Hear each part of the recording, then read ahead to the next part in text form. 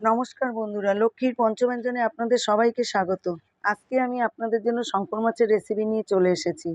মাছ ধুয়ে ভালো করে নুন হলুদ মাখিয়ে নিয়েছি, কড়াইতে সর্ষের তেল দিয়ে দিলাম, মাছগুলো ভেজে তুলে নিচ্ছি। তারপরে আমি একটা ছোটো বাটির মধ্যে আমি জিরে ধনে লঙ্কা হলুদের গুঁড়ো নিয়ে জল দিয়ে ভিজিয়ে রেখে দিয়েছিলাম। এবার আলুগুলো তেলে দিয়ে ভেজে নিচ্ছি আমি ভালো করে। কড়াইতে আমি জিরে শুকনো লঙ্কা সম্বাদ দিয়ে পেঁয়াজগুলো দিয়ে দিলাম। পেঁয়াজগুলো বেশ লাল লাল করে ভেজে নিয়ে আমি ওই টমেটো দিয়ে দিলাম। তারপরে আদা রসুন বাটা একসাথে দিয়ে দিলাম, মশলার মিশ্রণটা দিয়ে দিলাম, দিয়ে ভালো করে মশলা আমি কষিয়ে নিলাম।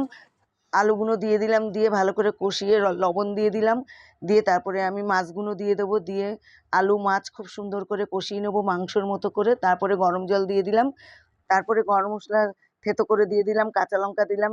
রেসিপিটি হয়ে গেছে। রেসিপিটি যদি ভালো লাগে লাইক কমেন্ট শেয়ার করবেন। আমার চ্যানেলে নতুন সদস্য হলে চ্যানেলটি অবশ্যই সাবস্ক্রাইব করে পাশে থাকবেন। আপনারা ভালো থাকবেন।